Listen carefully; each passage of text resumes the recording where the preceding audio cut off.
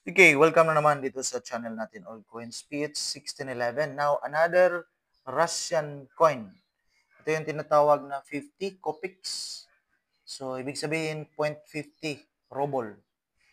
Kanina, dati may 1 ruble, may 10 rubles. So, ito naman yung 50 or 0.5 ruble. Now, yung value nito is 0.32 centavo. So, ito yung 1/2 ng 1 ruble. So, mas maliit yung value nito. 2015. Now, brass-clad steel. Gawa ito, then 2.75 gram.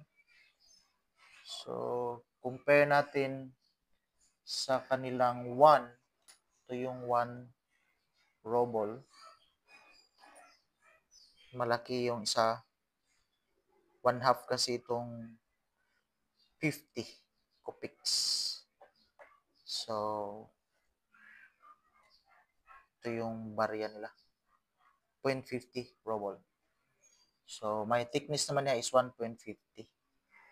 So, at least may idea tayo sa mga barya sa bansang Russia.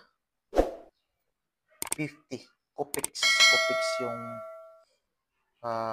kasulat.